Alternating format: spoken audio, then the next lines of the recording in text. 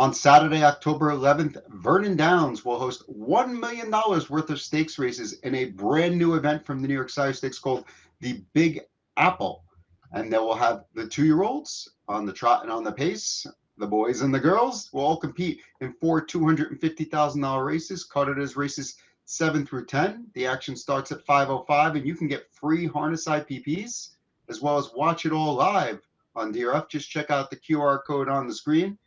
We're going to dig into a couple of these Big Apple races, races 8 and 9, as they form a daily double. We'll call it the Vernon Downs Daily Double that we're going to take a look at races 8 and 9. It starts with the 2-year-old Colton Gelding Trot for $250,000. And as we look at this field, Matt, we see there's a 2-to-1 morning line favorite, but, this is a horse that hasn't won in 5 starts. Yeah, he went off. He went off 50 cents on the dollar, 64 cents on the dollar, 59 cents on the dollar, 50 cents on the dollar. I can't get used to the actually breakage to a penny. That's going to take some time for me to get used to. But my point is, yeah, he went off odds on in his last 4 starts and did not deliver. Second, all with Matt Kelly on the bike, and he drives again, and he'll be bet again. Will he be an odds-on favorite? Maybe not, but listen, the horse is legit talent-wise. 10 starts, 3 wins, 7 seconds, but the camera shy aspect is slightly concerning, especially at a short price. When we're looking at these races, there were elimination races for all of these events last week. So I think it's always good to look at what happened last week. And we're going to start with a video replay where Twinbee 7 Sins, the 5-horse, ends up winning this race here. Only wins by a neck, but you only have to win by a neck, comes first over and kind of gets the job done, Matt. Yeah, he ended up sitting a nice trip and was able to tip out to take aim, and he wears down a very well-rated pace setter. And then you have the horse that's on the outside finishing third. There's another contender in here in AI. So you could say all 3 of these horses ran well, or you could say the leader didn't run well because he never should have been caught. But the reality is that, the winner got a nice trip and paid a double-digit price after he's been odds-on favorite in a bunch of his races. So there was value there, and now you're getting Tyler Buter again and a mid-pack post. Figure you're going to be forwardly placed yet again. Does he work out that perfect type of trip? That obviously remains to be seen. I think you switch to the thoroughbred side. You're saying that they're running well. If trotters run well, it doesn't go well. Yeah, I guess the word run. All right. The horse is going well these days. How about that? Instead of running well, but yeah, I don't want to be a jinx. Perhaps I think the most impressive winner from last week was Read the Room. We're going to take a look at that replay, where this horse showed, early speed and 27 and change and had plenty left in the end, and just kind of blew them away. This Oki Svanstead horse actually looks like maybe the one to beat, in my opinion. Yeah, you notice that the driver is not exactly a household name, in big stakes events. Dylan Hucklebone Miller, regular driver upstate New York. You know what? He's getting an opportunity. He's driving an Oki Svanstead horse, and he's delivering. And last week was particularly impressive, I thought, because he was kind of got used to make the lead, then yielded, then had to tip out, and he had plenty left to hold off, the odds-on favorite who was chasing him home. Sometimes people tend to read in too much to maybe just last week's replay or an elimination replay, or and not look a little deeper. But in this case, I think that was a huge step up and a huge accomplishment, a huge delivery last week, I think. And I think more often than not, I'm using last week's race, as a springboard, into the final. And I really think that he was the most impressive, like you said, of all these horses coming into this final. And the horse that he beat, the odds-on favorite, was Titan's Mischief, who we brought up earlier. I thought he was a little bit steppy late in that mile, so just a little note. Another interesting horse, is perhaps Spencer Hanover. We have a common friend who loves the hobbles on angle, and this horse put the hobbles on and, clearly got a lot better. Yeah. I am also a common friend that loves the hobble trotting, first time hobbles on a horse that shows breaks and stuff, and then all of a sudden they put the hobbles on and he stays flat and goes fast and everything looks great. He did get collared by Twin V7 Sins last week, and again you can say, well, did he have an excuse or was he all out or you know I don't know, but he'll be another one, assuming that he behaves again. Certainly, you can look for taking another step forward. It also doesn't hurt to have Jason Bartlett driving again, who's working on a driver of the year type campaign this year. He's done nothing wrong at the, wherever he's gone and whatever tracks he's raced at. So yeah, he's a legit contender for sure, and I think he'll come down a little bit maybe from that 5-1 morning line. And I want to touch on, the horse I'm going to single in my double pick here, and that's the 9 AI. I think he basically just had no chance last week. He sat third through slow fractions, came home in 27, did everything he could. I'm still not sure if this guy really steps up on a big track yet, because every time I've seen him on a big track, he really hasn't done that much more. But I think he's definitely going to show speed here. The connection stored enough to bring him to the Mohawk Million, where I think he was completely overmatched. Obviously, he won the New York Sire Stakes final versus Right. this type, already. Yannick's back in the bike, and I got to assume we're going to see some early speed. I would say you're definitely going to see some early speed. I thought in the elimination last week, I thought maybe he was too conservatively handled. He tucks in third, a nice comfortable third at the I believe he's 1-4 odds that they use at some New York tracks. And it looked like maybe Brett, who picked up the catch drive, had like all day to like make a little brush to the front, and it probably would have been released. Chose to sit in a 3-hole, and yeah, he finished well, but was kind of out sprinted home or one paced one paced, so to speak. To use that phrase for a trotter. Now, obviously, yeah, he's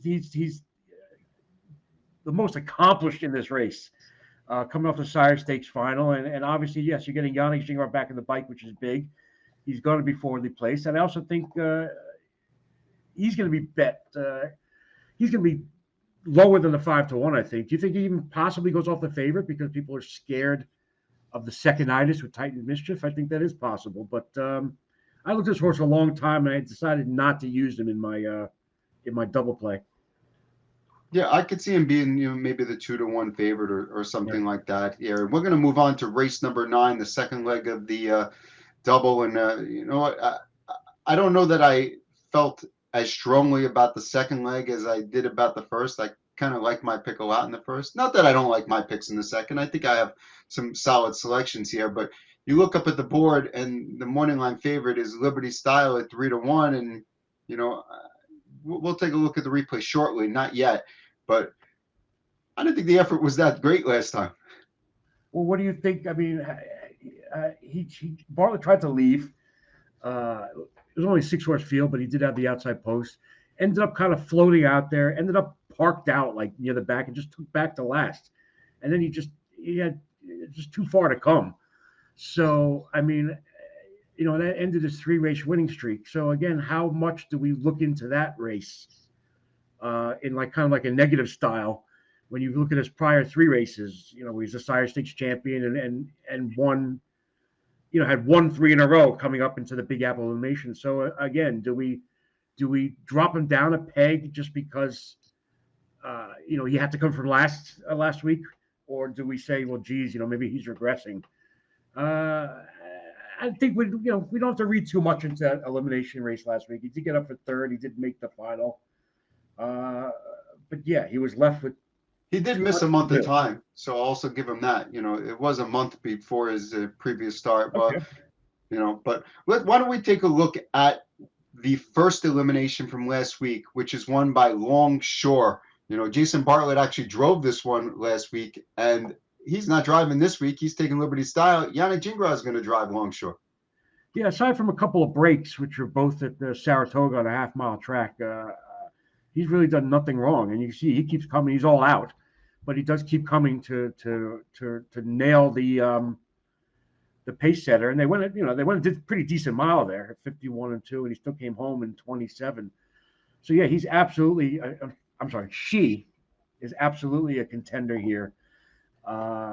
We know that Bartlett is sticking with Liberty Style the 6th, but obviously gets a worthy replacement.